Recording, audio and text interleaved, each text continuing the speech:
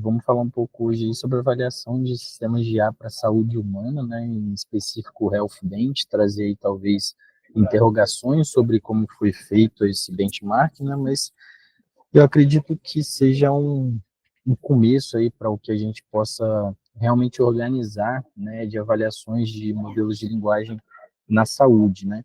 Então, como são feitas, né, as LLMs, como elas são avaliadas hoje em dia, a gente se baseia muito em questões de múltiplas escolhas, né, médicos, perguntas médicas, perguntas e respostas, né, e a gente vê que ela não reflete necessariamente as situações reais, né, da saúde. Elas não são tão confiáveis, então a gente vê que necessariamente às vezes elas extrapolam um pouco as barreiras do que o médico pergunta, né, e não pergunta exatamente o que ele quer responder, às vezes responde algumas questões menos críticas e menos importantes, né, então não reflete ali a prioridade que o médico quer, e aí a gente vê também que elas estão muito saturadas, né? A gente vê que são perguntas e respostas, né? O Med Q&A, que necessariamente acabam trazendo muita perspectiva de melhora para incentivar com que os modelos sejam realmente melhorados, né? Acaba sendo só uma barreira ali, vou ultrapassar uma porcentagem de acerto, mas não necessariamente está influenciando lá na ponta. E aí, como que o Health Bench veio para tentar responder essas três questões e necessariamente atingir, né, não apenas as pessoas dos hospitais, os médicos e tudo mais, mas também os desenvolvedores, porque eles trouxeram um benchmark que é de código aberto para medir esse desempenho e trazendo também uma avaliação que reflete um pouco mais algumas conversas de mundo real. Aqui a gente vai ver que não são necessariamente conversas que são extraídas de um prontuário eletrônico, são conversas simuladas ali, né? Então são modelos de usuários, né? Então são usuários leigos, muitas vezes também profissionais de saúde, e cada resposta ali ela foi avaliada usando rúbricas específicas, a gente vai ver cada um desses eixos que elas foram avaliadas e foram criadas ali por 262 médicos ao redor do mundo.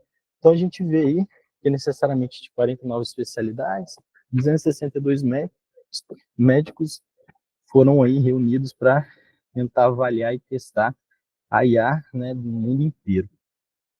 Então, como que foi feito necessariamente esse pipeline, né? Eles realmente quiseram estruturar de uma forma na qual eles pegassem essas conversas e eles trouxessem a resposta do candidato de forma a avaliar cada ponto, né? Se ele realmente foi muito efetivo na emergência, ou se ele foi muito efetivo no que foi perguntado, se ele foi muito efetivo necessariamente no contexto, né? Então foram várias rúbricas, né, que foram criadas, e como foram criadas em 5 mil conversas por 2 mil, por 262 médicos, né, a gente vai ver que são muitas rúbricas, né, e aí que um exemplo de como que foi, né, necessariamente foi feito aqui um prompt, e a partir disso, né, a resposta estruturada do candidato, que podia ser um modelo ou um médico, e aí as rúbricas aqui dizendo, olha, ele foi nesse critério e respondeu está presente ou está ausente, e o score aproximado se ele respondeu ou não respondeu a essas rúbricas, né?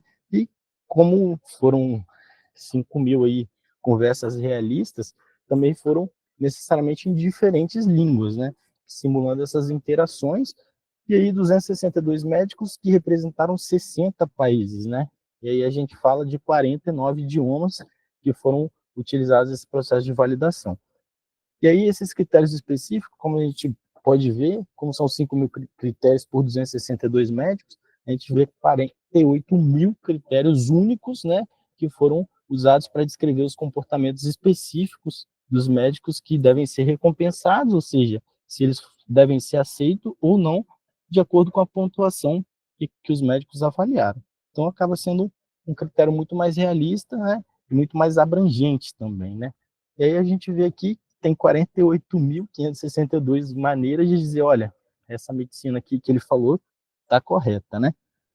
Então, como foi a estrutura então do benchmark? A gente viu que foram alguns tópicos, né? E alguns eles levaram mais importância, né?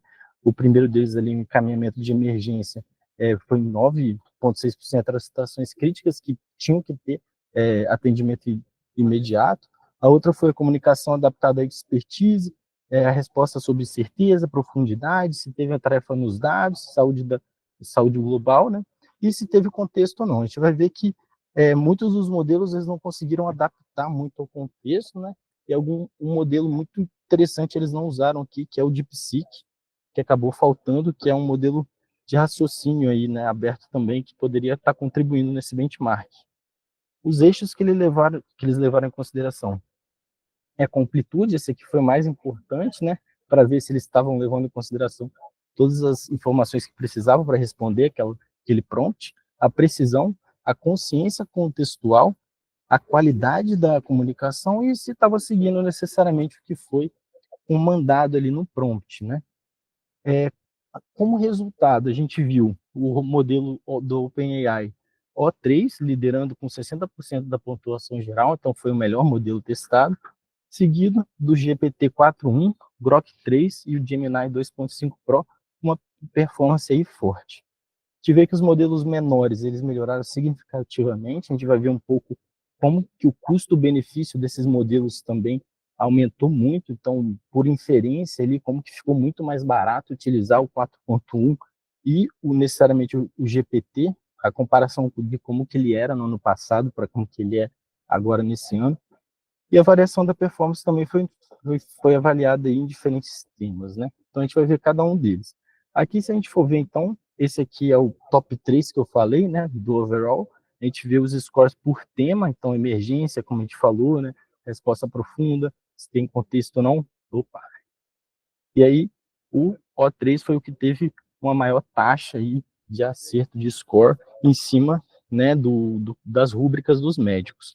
Então, esse foi o top 3, seguido do GPT-4.1. A gente vai falar mais à frente sobre necessariamente utilizar a própria LLM como um marcador ali de acerto, né, de se realmente a gente poderia usar uma meta-avaliação, né, se o próprio GPT poderia ser um modelo, né, que vá substituir, né, o benchmark. A gente vai ver isso um pouco mais para frente, mas necessariamente aqui foi só por um tema geral, né? Se a gente for ver performance de custo, a gente viu que os modelos desse ano eles já melhoraram suficientemente para atingir um novo estado da arte, né, de eficiência, principalmente os modelos GPT-4o e o GPT-4.1, tá? A gente vai ver um gráfico muito interessante que vai trazer isso e que o GPT-4.1 Nano ele vai superar ali o GPT-4o 25 vezes mais barato, tá?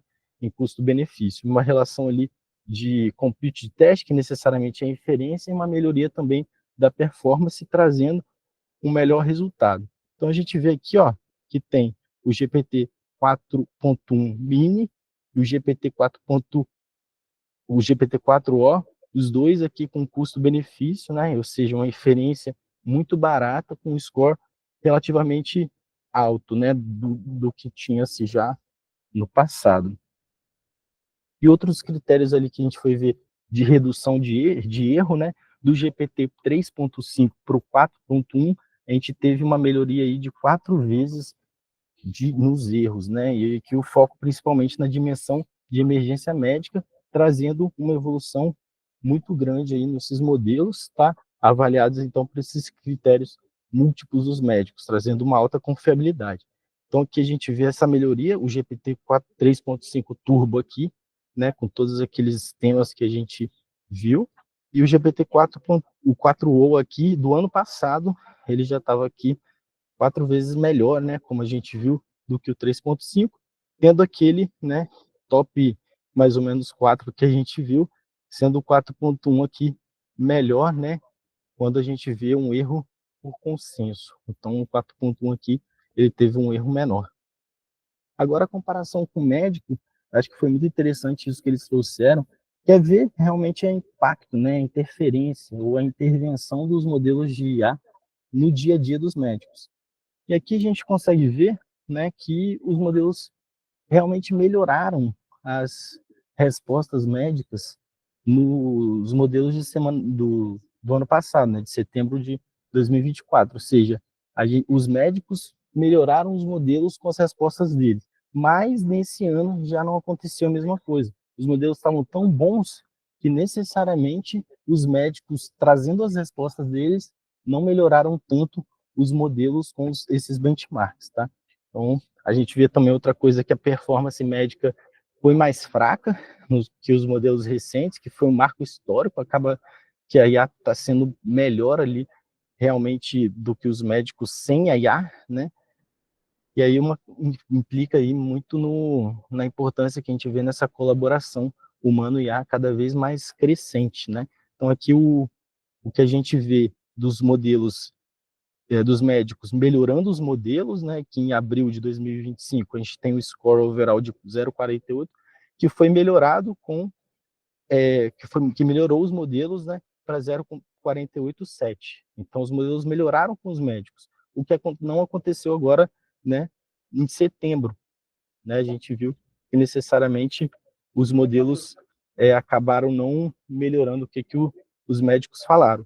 E aí é que os médicos sem a referência acabaram sendo pior do que os modelos, né? Como a gente viu, que traz essa interferência aí de que a IA realmente vai ser impactante, né? Trazer realmente um impacto para o dia a dia. E aí, como eu estava comentando, será que o GPT-4.1 sozinho poderia trazer aí uma avaliação boa, né, para os médicos? E aí é que a gente viu que eles testaram essa avaliação automatizada, que eliminaria esse viés humano, né, mantendo ainda assim a qualidade, e a gente viu que houve ali uma concordância similar entre o modelo médico e o modelo padrão ouro, ou seja, demonstrou que a avaliação automatizada ela é tão confiável quanto a avaliação por especialista. Só um ponto aqui que não foi tão bom, como eu comentei, que é essa avaliação de contexto, que destoou. Então, o GPT 4.1 não foi tão bom quanto a média dos médicos, né, destoando um pouco no que realmente é o erro quando você lida com o contexto. Mas, no mais, ele foi realmente muito perto da média dos médicos, tá?